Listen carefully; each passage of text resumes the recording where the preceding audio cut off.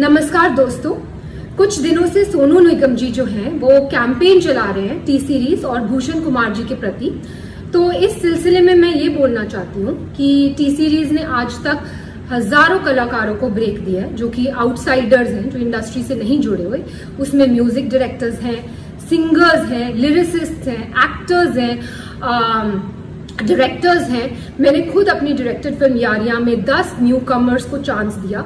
उसमें से 4 लोग, नेहा कक्कड़, रकुलप्रीत सिंह, हिमांश कोहली और कंपोजर आर को आज बड़े हो चुके हैं। और सोनू निगम जी से मैं ये पूछना चाहूंगी कि वो बोल रहे हैं कि इंडस्ट्री में टैलेंट को सही दिशा नहीं मिलती। तो सोनू जी, आप तो लेजेंड है, आप तो बहुत बड़े कलाकार है।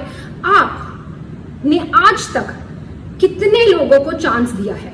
आप तो बहुत बड़े लेजेंड है, आप तो कहीं से भी लोग, आपके पास तो कितने लोग आते होंगे कि सोनू जी हमारी मदद कर दीजिए, मेरे बेटे की मदद कर दीजिए, मेरी बच्ची की मदद कर दीजिए, हमें मिलवा दीजिए टी सीरीज में, हमें चांस दिलवा दीजिए। आप तो आज तक टी सीरीज में नहीं आए कि इसको चांस दे दो, इसको मैं, ये बहुत बड़ा टैलेंट है, इसको आप चांस दीजिए। आपने तो कभी किसी को चांस दिलवाने की बात नहीं की। आपने ना ही कोई टैलेंट आज तक इंडस्ट्री में इंट्रोड्यूस किया। तो एक बात मैं आपको बता दूं सोनू निगम जी कि सोशल मीडिया पे कैमरे के पीछे छुप के बोलना बहुत आसान है, पर आपने खुद ग्राउंड लेवल पे कितने टैलेंट को आगे बढ़ाया? किसी को भी नहीं, अपने सिवा, अपने आप को छोड़ के आपने किसी भी टैलेंट को इंडस्ट्री में चांस नहीं दिया। और आज आप हम पर ब्लेम कर रहे हैं कि हम लोगों को चांस नहीं देते, जबकि 97% लोग जो कि टी सीरीज में काम कर रहे हैं आज की डेट में, आप देख लीजिए, वो आउटसाइडर्स है, वो इंडस्ट्री किड्स नहीं है, उनका इंडस्ट्री से कोई भी लेना देना नहीं है। फिर भी हम उनको नए टैलेंट को ढूंढ रहे हैं और उनको चांस दे रहे हैं। दूसरी बात जो आपने बोली अपने वीडियो में, वो आपने ये बोली कि भूषण जी आपके पास आए और उन्होंने आपसे कहा कि भाई प्लीज मुझे बाला साहब ठाकरे से मिलवा दीजिए, प्लीज मुझे स्मिता ठाकरे से मिलवा दीजिए, प्लीज मुझे सहारा श्री से मिलवा दीजिए। मैं आप सबको ये बताना चाहती हूँ कि सोनू निगम जी खुद 5 रुपए में दिल्ली की रामलीला में गाना गाते थे। वहां से इनको स्पॉट किया गुलशन कुमार जी ने। उन्होंने इनका टैलेंट पहचाना, इनको टिकट्स दी फ्लाइट की, इनको बॉम्बे बुलाया और इनसे कहा गया कि बेटा मैं तुझे बहुत बड़ा कलाकार बनाऊंगा। आप बताइए सोनू निगम जी, आपसे ये बात कही गई कि नहीं कही गई कि आपको बहुत बड़ा कलाकार बनाएंगे? कही गई। और गुलशन जी ने आपकी इतनी एल्बम्स की, इतनी फिल्म्स की, आपको इतना इतना इतना ऊंचे मुकाम पे पहुंचाया। पर आपने क्या किया ये मैं अभी बताती हूँ। उससे पहले मैं अपने कुक शेरू को बुलाना चाहूंगी। ये शेरू है और ये शेरू, मैं तुमसे पूछना चाहती हूँ कि तुम कहाँ से हो? हाँ जी, आज ही मैं मधुबनी बिहार से हूँ। और तुम कितने साल से टी सीरीज में हो? मैं 1988 से मैं टी सीरीज में हूँ जी। तो तुम मुझे क्या बता रहे थे सोनू निगम जी? सोनू निगम जी के बारे में मुझे मालूम है मैडम। मैं जब आप लोग नहीं थे तभी गुलशन जी ने इनको दिल्ली से बम्बई लाए थे। मैं गुलशन जी के साथ ही उस टाइम में था, भूषण जी भी नहीं थे उस टाइम में। मैं गुलशन जी के साथ, मैं और वो लोग बम्बई में रहते थे। सोनू निगम जी आए थे, उनके पास वो ऐसे छोटी स्कूटी होती है ना, उस भी आते थे। हमने हमारे ऑफिस में वो रिसेप्शन बैठे रहते, कितना भी साहब आते थे तो उनसे मतलब मुलाकात करनी, कभी कोहली जी से, कभी मुकेश वगैरह, उनसे बातें करते रहते थे। घंटों घंटों लाइन में बैठे, मतलब वो उनसे बातें करना।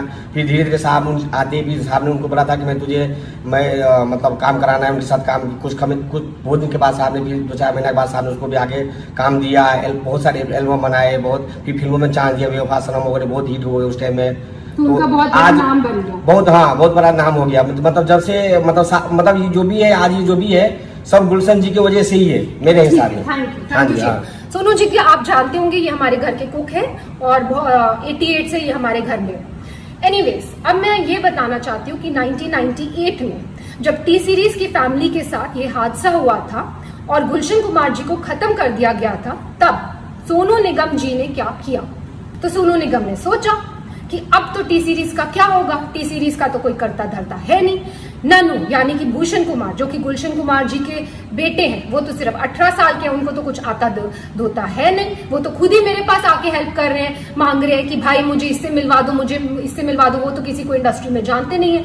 तो ये कंपनी तो खत्म होने वाली है। तो भाई मैं पहले अपने आप को सेफ गार्ड कर लूं, तो इन्होंने जाकर एक दूसरी म्यूजिक कंपनी के साथ, इनकी मतलब कोई भी वो नहीं थी, कोई भी इनको थैंकफुलनेस नहीं थी कि टी सीरीज ने मुझे इतना आगे बढ़ाया। आज टी सीरीज फैमिली में इतनी बड़ी प्रॉब्लम आई है तो मैं इनके साथ खड़ा रहूं, मैं भूषण की हेल्प करूं और उसको मिलवाऊं लोगों से। रादर ये तो खुद दूसरी कंपनी के साथ जाकर इन्होंने एल्बम कर ली और भूषण इनके पास आकर मदद मांग रहे हैं कि भाई मुझे ये कर दे वो कर दे, और इस मदद का एहसान ये आज जता रहे हैं, वीडियो बनाकर जता रहे हैं कि तूने मुझसे ये मदद मांगी। एनीवेज, तो भूषण जी ने इनसे मदद मांगी कि भाई प्लीज मेरे लिए दीवाना एल्बम कर दे, क्योंकि ये तो भाई पूरी तरह से एहसान फरामोश होकर दूसरी कंपनी में चले गए थे।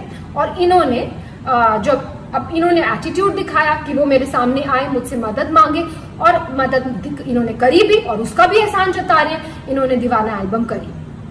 ठीक है, फिर उसके बाद इन्होंने जो वीडियो में दूसरी बात कही वो ये कही है कि भूषण जी ने इनसे मदद मांगी कि भाई मुझे अब्बू सलीम से बचा ले। अब मैं आपसे ये पूछना चाहती हूँ सोनू निगम जी कि अब्बू सलीम से बचाने के लिए भूषण जी आपके पास क्यों आए? प्लीज इस बात पे तहकीकात की जाए। क्या सोनू जी के रिश्ते थे अब्बू सलीम से? डेफिनेटली थे, तभी तो वो उनके पास मदद मांगने आए, और इन्होंने खुद अपने वीडियो में बोला है कि वो उनके पास मदद मांगने आए। नेक्स्ट चीज जो मैं ये बोलना चाहती हूं कि सोनू जी ने बोला है कि भूषण जी पे एक लड़की ने आरोप लगाया मीटू का, और उसके बाद वो आरोप वापस ले लिया गया और भूषण जी ने माफिया की चाल चली, पर मीडिया को सब पता है, मतलब भूषण जी मीटू रेपिस्ट है, लेकिन ये बात माफिया ने दबा ली। अब मैं आपको ये बताना चाहती हूँ सोनू जी कि मीटू एक बहुत ही अच्छी मूवमेंट थी जो स्टार्ट की गई इसलिए ताकि सोसाइटी में जो ऐसे लोग हैं, जो बुरे लोग हैं, उनका सफाया हो सके। पर इस मूवमेंट का बहुत सारे ऐसे लोगों ने फायदा उठाया, पैसे ऐंठने के लिए, ब्लैकमेल करने के लिए, किसी को किसी से वेंजेंस है तो किसी लड़की के कंधे पे बंदूक रख के चलाने के लिए, और ऐसे ही हमें बहुत सारी ब्लैकमेलिंग कॉल्स आई मीटू के टाइम पर। उस टाइम पर हमने सिर्फ पुलिस की सपोर्ट ली, पुलिस की हेल्प ली, और पुलिस ने तहकीकात की और पुलिस ने ये क्लियर कर दिया कि ये तो सीधा सीधा ब्लैकमेलिंग का केस है। और पुलिस ने हमने पूछा कि क्या आपको कुछ करना है, कुछ मानहानि का दावा करना है या कुछ करना है? हमने डिसाइड किया कि नहीं, हम मीडिया तक में भी ये बात आउट नहीं करेंगे कि क्या हुआ है हमारे साथ। क्यों? क्योंकि हम खुद किसी लड़की को डाउन क्यों करें, हम किसी लड़की को क्यों उसको इस तरह भरे बाजार में उसकी इज्जत उतारें। लेकिन उसका ऐसे बहुत सारे केसेस आए हमारे पास, और उसका फायदा आप जैसे लोग उठाते हैं। और कई लड़कियों ने एडमिट भी किया कि कई लोगों ने जो सच्चे दुश्मन है इंडस्ट्री में, उन्होंने वो पीछे थे इस मिली भगत के, लेकिन देखिए आप आज भी इसका फायदा उठा रहे। मैं पूछना चाहती हूँ सोनू निगम जी, क्या है मीटू मूवमेंट? मैं लगा दूं आप पे मीटू, तो मैं लगा दूं आप पे मीटू, बोल दो आप मीटू रेपिस्ट है, हो जाएंगे आप मीटू रेपिस्ट। तो प्लीज सोच समझ के वीडियो बनाया कीजिए, क्योंकि आपने धमकाया वीडियो में कि आप उस लड़की का वीडियो आउट कर देंगे। बेशक कीजिए, पर नेक्स्ट टाइम कोई भी वीडियो आउट करना हो, याद रखिए प्रूफ के साथ कीजिए। बिना प्रूफ के मीटू मूवमेंट का कोई मतलब ही नहीं है।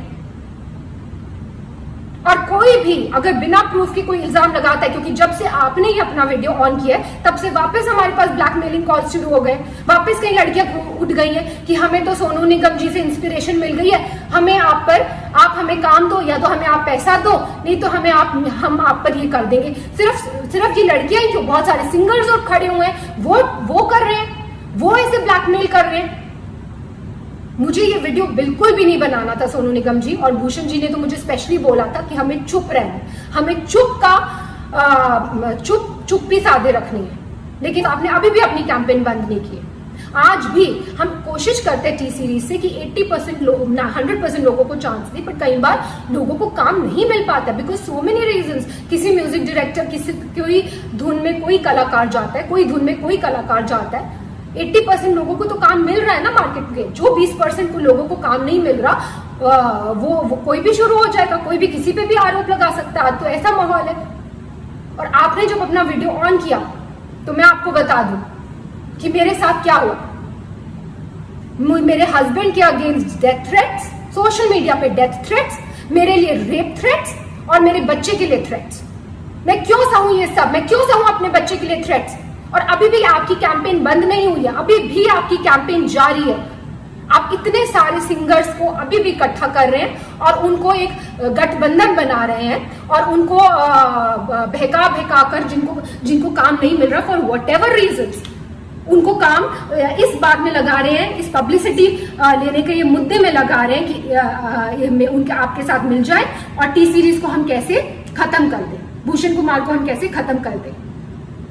एक बात मैं आपसे कहना चाहूंगी सोनू निगम जी, आप किस टाइप की हैं ये तो आपकी बीवी ने क्लियर कर दिया था। उन्होंने खुद आप पे, आपको याद है, आपकी बीवी ने खुद आप पे इल्जाम लगाए हैं। प्लीज याद कीजिए उन इल्जामों को, आपने पब्लिकली जो आपकी बीवी ने आप पे इल्जाम लगाए थे और फिर आप दूसरों पे इल्जाम लगाइए। और मैं बिल्कुल, जैसे कि मैंने कहा, मैं बिल्कुल इस हक में नहीं थी कि मैं ये वीडियो बनाऊं, लेकिन इतनी मैं कश्मकश में हूं, क्या करूं, बनाऊं ना बनाऊं, ये सच्चाई लाऊं कि नहीं लाऊं। फिर मुझे फाइनली गीता से मुझे मेरा आंसर मिला। गीता में जब अर्जुन भगवान कृष्ण से पूछते हैं कि मुझे ये युद्ध नहीं लड़ना है, ये युद्ध लड़के किसका फायदा होगा, तो भगवान कृष्ण अर्जुन को समझाते हैं कि एक योद्धा के लिए धर्म से बढ़कर युद्ध लड़ने के अलावा और कोई बड़ी चीज नहीं है। अगर तुम युद्ध नहीं लड़ोगे तो तुम अपना यश गवाओगे, तुम्हारा अपयश होगा, संसार में लोग तुम्हारे अपयश की चर्चा करेंगे और तुम्हारे दुश्मन हर तरह की कटु वचन बोलकर तुम्हारा वर्णन करेंगे। और वही हो रहा है, सब लोग कटु वचन बोल रहे हैं, सारी दुनिया। जैसे कि मैंने बोला, मुझे रेप थ्रेट्स आ रहे। तो मैं ये कहना चाहूंगी कि जितने भी आप सिंगर्स को, म्यूजिक डायरेक्टर्स को, जिनके पास आज कोई काम नहीं है, उनको आप भड़का रहे हैं, उनको भड़काना बंद कीजिए, क्योंकि अदरवाइज रणभूमि ओपन है। किसी को भी पब्लिसिटी के लिए इस रणभूमि में आना है, युद्ध ऑन है।